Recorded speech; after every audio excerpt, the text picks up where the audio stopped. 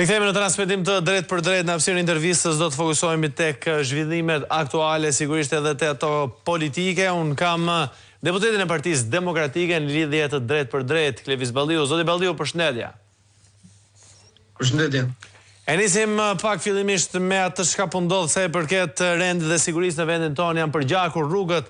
Zoti Balliu, në më pak se 24 orë kemi 4 viktima nga aksidentet, për të mos folur për muajin prill, i cili e mbyllën me 18 viktima, ndërkohë që masat e policisë së shtetit, veprimet dhe mosveprimet e saj lidhen vetëm në momentet kur bëhet fataliteti dhe shkohet në zëvendësimin apo vendosjen e personave të afërt në vend të atyre që janë aktualisht. Pikë së pari, pa dashur të bëjmë politikë me atë çka ndodhi, cilat janë përgjegjësitë e kësaj situate?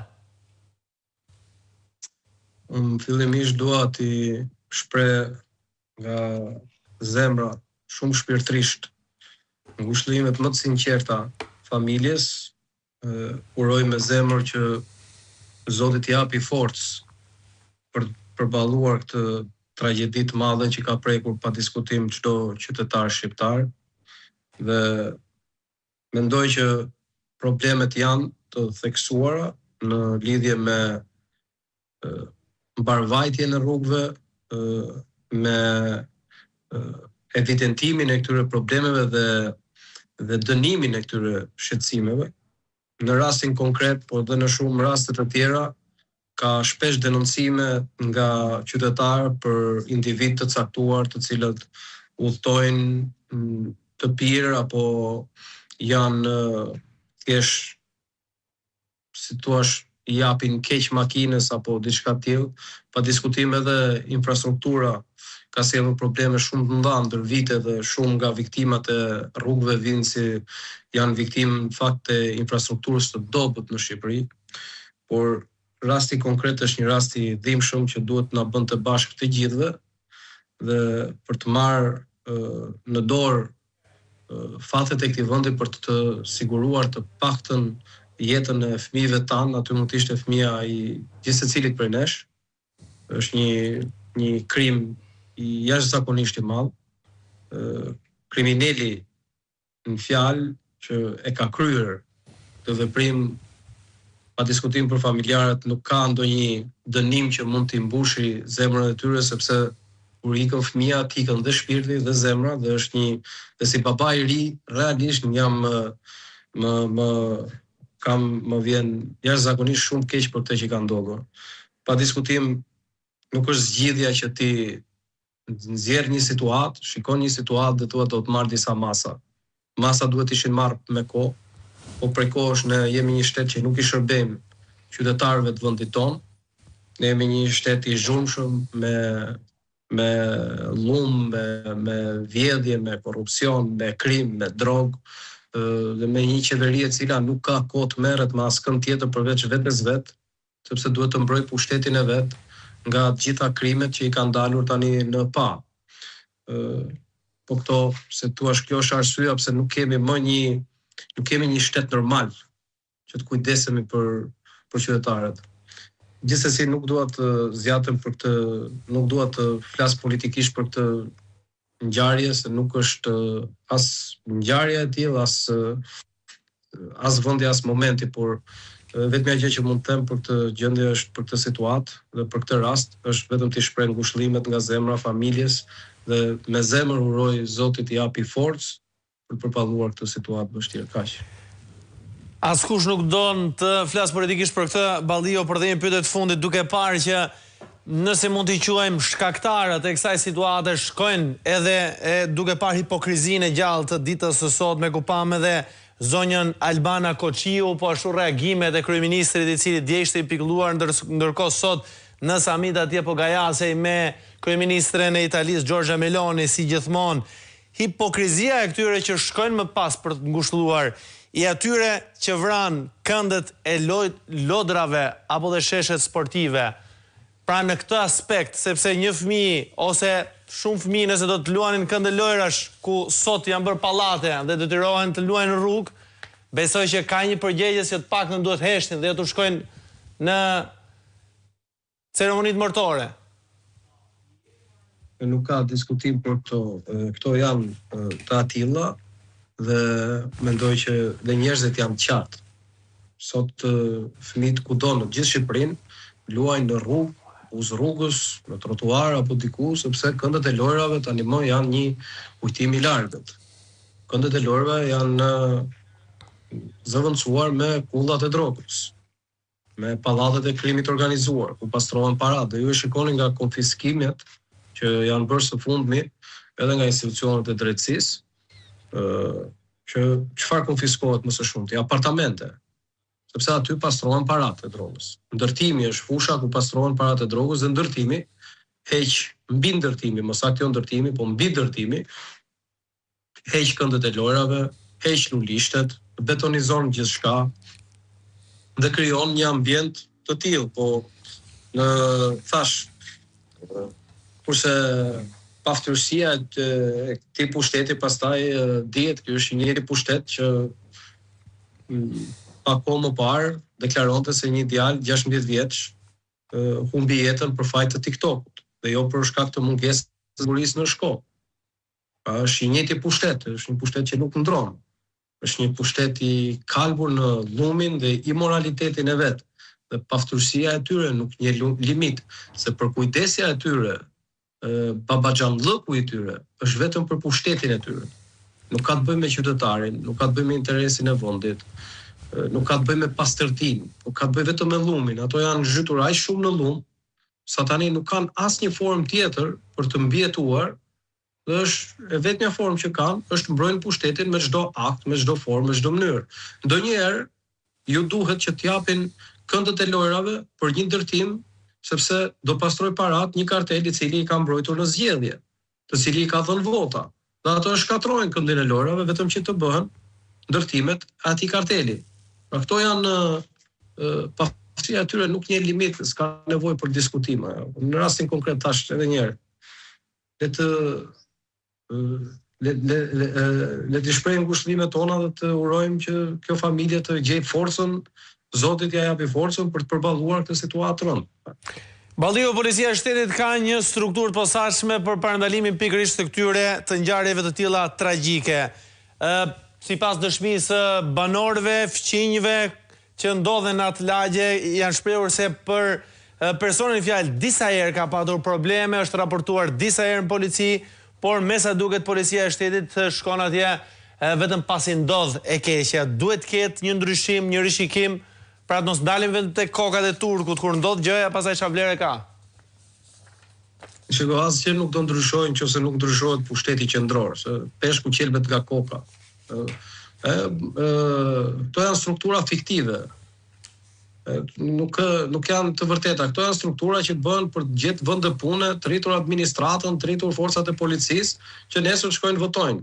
Për të vetmen gjë që e përdorin këta policinë është për të goditur protestuesit të kaq. Kaq mjafton. Shikoni ju gjë policinë të godasi krimin organizuar. Jo. Madje përkundrazi e ndihmon se dekonspiron operacionet që bëhen në bashkëpunim me aleatët tonë dhe kokat e krimit largohen. Peshku qelbet nga koka i nderuar. E kuptoj.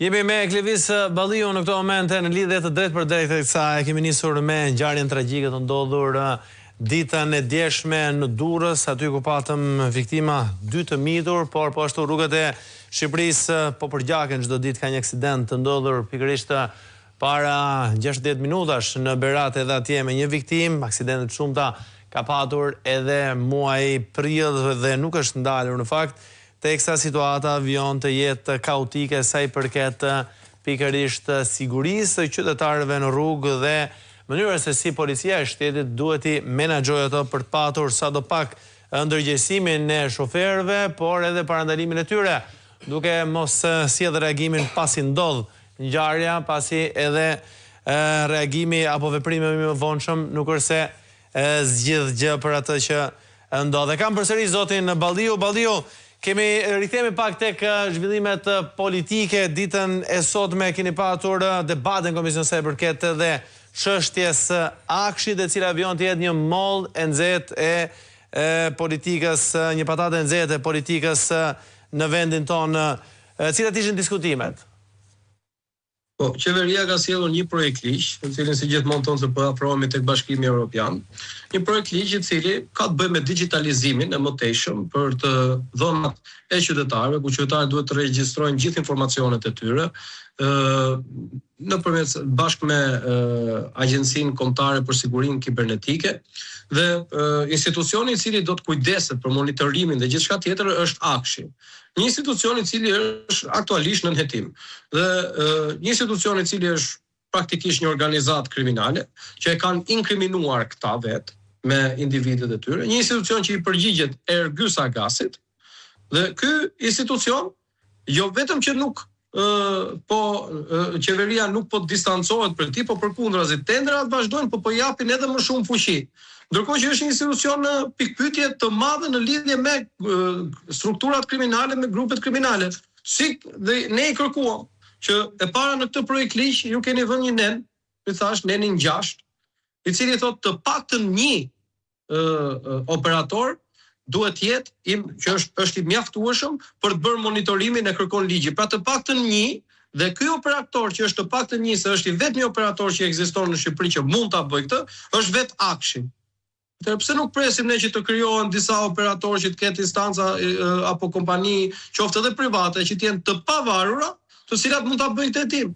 Po si do ta bëka Akshi, institucioni që është më inkriminuar i sot, që është faktuar përfundimisht dhe domethënë nëpërmjet Akshi do hykemi në BN, se këta këtë thonë që për të u futur në BN duhet ta kalojmë këtë projekt ligj dhe këtë projekt ligj e kalojnë bashkë me Akshin dhe me të gjithë personazhet që janë në Aksh. Dhe flasim për sigurinë kibernetike, ndërkohë që bashorti i drejtoreshës së sigurisë kibernetike, të drejtorisë krimeve kibernetike, ishte shoferi i Ergyes Agasit. Pra, këta jo vetëm që nuk distancohen, po këta po e vazhdojnë bashkëpunimin me Akshin. Dhe prandaj dhe nuk janë kapur ata. Ergyes Agasi prandaj nuk është kapur, ai vazhdon punën. Domethënë, organizata kriminale vazhdon të jetë në punë. Këtu nuk ka, jo vetëm që s'ka reflektim sepse është vetë Edi Rama aty, se kush ja jep të këtë fuqi Ergyes Agasit? Ja jep të Edi Rama, sepse është Edi Rama personi i cili mbron Akshin. Është Edi Rama personi i cili e krijoi dhe ju e keni parë që ai thotë është institucioni i krenarisë kombëtare. Se flet për punën e vet, flet për gjën e vet. Fëmia i Edi Ramës, fëmia politik i Ramës është Akshi. Dhe një institucion i cili, ky është një institucion që ne po na dëmton në rrugën tonë drejt integrimit, këto e përdorin për integrimin. Pra këta ju thonë ndërkombëtarëve që ja me Akshin po vim në Europë. Me Akshin do e bëjmë integrimin. Me Ergyes Agasin do e bëjmë integrimin. Do unë i pyeta. Dhe patjetër aty qeveria u çu në këmbë në mbrojtje të Akshit. Madje nuk pranuan as faktin e daljes të dhënave personale të qytetarëve, plot 910.000 qytetarëve u dolën rrogat, u doli gjithçka, thanë që kjo s'ka ndodhur. Do thonë kemi arritur tash në kurme që këta thonë për gjëra që i di një Shqipëri e tërë, të dhënat personale e di një Shqipëri e tërë, FBI-a tregonte se si ato të dhëna u nxorrën në shitje dhe këta thonë nuk ka ndodhur. Pra vazhdon partneriteti i Ergyes Agasit me qeverinë, vazhdon mbrojtja që i bëhet Akshit, institucioni që ka vjedh miliona euro qytetarëve shqiptarë. Miliona. Nuk është po i njëjti pushtet që thoshte Mirlinda Kaçanaj nuk ka shtëpi, nuk ka shtëpi më thoshte. Ndërkohë ajo e ka shtëpi në një zonë ku shkon deri 5.000 euro metri katror. Dhe doli që kishte 4, jo 1. Thoshte nuk ka asnjë veturë. I doli dhe vetura. Thoshte që këta e bën Mirlinda Kaçanaj sa po i vinte keq grupit parlamentar të PS-s dhe filluan të krijonin një GoFundMe për Mirlinda Kaçanaj. Po mbledhshin para për Mirlindën. Se ishte në pikë të hallit. Dhe piku hallit i Mirlindës ishin që kishte me 10 llogari bankare, të mbushura me paratë që i ka vjedhur qytetarëve. Një njeri i cili shkonte me Ergyes Agasin dhe i tregonte Ergyes Agasit se sa duhet të jetë ky prokurim. Madje i thoshte këtë prokurim nga 2 milion euro bëje 4 milion euro. Dhe këta e mbronin. Pra këtu kemi arritur në kulmin që korrupsioni mbrohet hapur. Siç mbrojtën dhe Belinda Ballukun, siç mbrojtën dhe gjithçka tjetër. Se mbrojnë paratë që i kanë vjedhur qytetarëve. Dhe duan të vazhdojnë vjedhjen. Kaq është kjo. Ky pushtet ka vetëm këtë mision dhe tani nuk fshihet më, po pranon që po vjedh dhe thotë që unë do vazhdoj të vjedh, se s'keni ç'më bëni. Kjo është slogani i këtij pushteti. Dhe të drejtë ka zoti Ballio, përsa kohë qytetarët nuk protestojnë që po vjedhen, Pse të mos bëj këtë qendrim kryeministri? Jo, qytetarët për vërtetës janë përgjigjur, po edhe ne duhet të jemi më të organizuar, opozita duhet të jetë më organizuar, duhet të jetë më ballore në aksionet e saj dhe duhet të jetë më aftë në përqimin e mesazheve. Qytetarët kanë 14 vite që na ndjekin për protesta.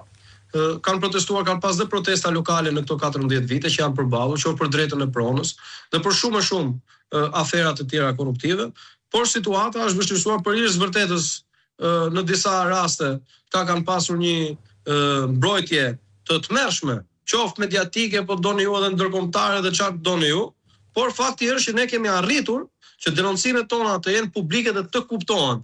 Por sot duhet të shtohen forcat shumë herë më shumë sepse situata aktuale e Edi Ramës e detyron Edi Ramën të bëhet edhe më i egër dhe ka akumuluar edhe më shumë pushtet se çka pasur në 2017 apo në 2021, apo po doni ju dhe më shumë pushtet se çka patur para një viti.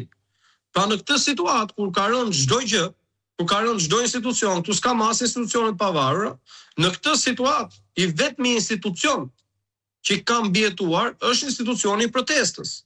Dhe organizimi qofti aksionit opozitar, po edhe i diskursit publik dhe i diskutimeve mediatike, duhet jetë në kuadër të ndihmës dhe të fuqizimit të institucionit të protestës, për të fuqizuar protestën si një armë që po duket se është e vetmja. Dhe di që ka dhe shumë diskutime në publik për këtë çështje, por të jeni sigurt, për një opozit, për një deputet, që në herë më mirë e ka më të lehtë mos dalin një protestë dhe të përplaset dhe të përballet, se sa të dalë. Një deputet e ka shumë thjesht të rrinë në parlament, bëj një fjalim një herë në kaq kohë dhe ta mbylli aty punën e tij si opozitar. Kjo është gjëja më e lehtë për t'u bërë. Po nëse flasim për një parti që do të bëjë diçka dhe do të mbrojë qytetarët e vet, do të mbrojë interesin kombëtar, do të përplaset me të keqen, ajo parti s'mund të jetë kurrë një parti me deputet që do flasim një herë muaj. Jo, duhet flasim për ditë, duhet dalim për ditë me qytetarët, duhet dalim për ditë në aksione, çdo ditë duhet ketë një aksion. Qoftë edhe një deputet i vetëm mund të organizojë një aksion. Dhe këtu nuk kanë çaluar qytetarët sa kemi çaluar, po them, nga unë i pari e kolegët mi e shumë të tjerë. Pra, ne duhet ta shikojmë, duhet të kuptojmë që ka vetëm një institucion të pavarur Shqipëri apo të pakapur Shqipëri dhe ai është institucioni i protestës. Por protestën mund ta bësh kudo. Protestën e bën edhe duke dhënë një intervistë, protestën e bën edhe në parlament, protestën e bën edhe në rrugë, protestën e bën edhe në rrugica, protesta bëhet edhe te katet e pallateve. Protesta bëhet edhe kur i del një deputet i Partisë Socialiste përballë dhe i thuaj ja ku i ke dokumentin. Por kjo duhet të jetë fryma e kësaj opozite, se nuk ka formë tjetër. Te cilat do të kesh shpresë? Tek drejtësia, cila drejtësia? Ajo që s'gjen dot Grysagasin, ajo që nuk gjen dot Belinda Ballukun, që u ndalua me 83 kartona. Nuk është drejtësi kur ndalohet nga një karton. Nuk mjafton. Pse nuk dalin sot të shpallet si organizatë kriminale, organizata e Lubis? Ajo është përgjegjëse. Ka pasur 70% buxhetit shtetit, mos zotëri. Ndërkohë njerëzit janë larguar.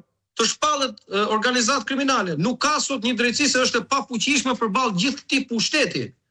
Dhe ndërkohë edhe vetë drejtësia ka problematikat e veta. Ju keni një drejtësi që vjen rreth e rrotull sot, kudo vërtitet për të sulmuar opozitën. Ju keni kryetarin e partisë së dytë opozitare në vend, i cili është në burg. Dhe unë shkova e vizitova dhe ishte e vetmja që ligjë spunonte sinjalin, ndërkohë organizatat kriminale e pam se si jetonin në burg. Duke pi drog, duke pi alkol, duke dëgjuar muzikë, kishin televizor më të madh se ç'mund ta keni ju te syri. Se që kanë mediat, kishin televizor që bëjnë nga 5, 6, ku di unë, 7.000 euro i televizor. Dhe këta e mbanin brenda qelisë. Dhe ndërkohë dyert ishin të hapura, ishin me paradhom. Hyshin tilnin njerëzit. Shë ata janë në burg apo janë në zyrë? Ku janë ata? Do thonë që kalosh burgun atë sikur janë pushime. Balliu ishte si resort. Po çka ka sikur janë pushime. Ka njerëz që shikojnë atë video thonë më mirë po shkojnë në burg se që ka më keq jashtë. Është kriminale kjo që ndodh në Shqipëri. Kjo që po ndodh këtu është e pabesueshme. Domthon t'ja u shpjegosh, edhe shpesh herë na ndodh që ja u shpjegojmë ndërkombëtarëve këto, dhe shumë prej tyre nuk besojnë sepse ju duken çmendurira dhe ja ku të del pastaj. Organizata kriminale duke bërë parti në burg. Kishin koncert në burg. Ju mungonte vetëm një nga këto këngëtarët që ka qenë Edi Rama, që i çon sa ande këtej. Është çmenduri. Pra në këtë aspekt, i vetmi institucion i pavarur, i vetmi institucion i pa kapur është protesta, po format e protestave janë të pafundme. Duhet ta edhe një gazetar do ta ndryshoni protestën e 8 majit, Balliu, sepse gjithë protestat e fundit janë parë disi një njëjti skenar. Ka diçka ndryshe me 8 maj?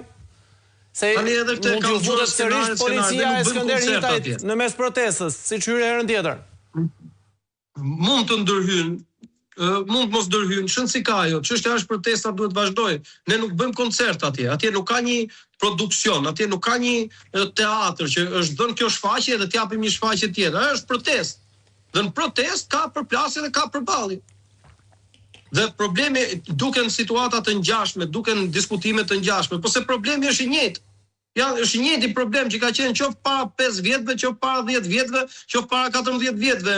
Problemi është Edi Rama, është droga, korrupsioni, pastrimi parave. Çfarë themi, mos i përmendim neve këto tani? Meqense i kemi përmendur më përpara? Se kësaj thon, mos të dënohet një vrasës sepse është dënuar një vrasës, janë dënuar shumë vrasës më përpara. Ç'do thotë kjo? Pra, ne po shkojmë për një protestë dhe qytetarët duhet kuptojnë që kjo dhe ajo çfarë kërkoj unë nga qytetarët është të mbështesim njëri tjetrin në këtë protestë, që të kemi mundësinë për të patur garë normale, për të patur zgjedhje normale dhe më pas qytetarët vendosin mbas kush është programi më i mirë apo diçka që u pëlqen një parti tjetër, por të largohet ky pushtet një. Partia Demokratike nuk pretendon të vim pushtet me përplasje me dhunë. Ne në pushtet do vim me votë, me zgjedhje. Po të quash dhunë këtë protestat e opozitës, dhe kur i krahason me protestat që bën në Francë, në Greqi, to duken si koncerte. Pra në këtë dhe pastaj ne akuzohemi për dhunë. Si mund të akuzosh, qof shqip, qof çfarë gjuhë doni ju, të shikojnë të referohen protestave që bëhet në gjithë botën. Të janë protestat më paqësorë që janë parë ndonjëherë. Protestat më paqësorë, nuk ka një efektiv policie goditur dhe ne nuk do lejojmë goditet një efektiv policie. Kur nuk do ta lejojmë, sa ajo është ajo çka do Edi Rama. Edi Rama do gjak në bulevard. E ka dashur gjithmonë të protestat e veta, ai e bëri gjakun në bulevard. Ai e ka bërë gjakun në bulevard. Dhe ato kërkon edhe sot. Kjo është një parti që ka lindur për derdhur gjak. Kjo parti ka lindur për të derdhur gjak. Kanë derdhur gjak 45 vjet. Kur erdhën përsëri në pushtet në 97-ën, prapë erdhën me gjak, dhe në 2013 kur u kthyen me kriminala të cilat kishin derdhur gjak në 4 anë të botës, dhe jemi vetëm vend që u detyruam të bënim një projekt, një ligj për të larguar njerëz që kishin bërë vrasje nga parlamenti. Ku ndodh kjo në vend tjetër? Kjo është parti që ka lindur për të derdhur gjak, o zotëri.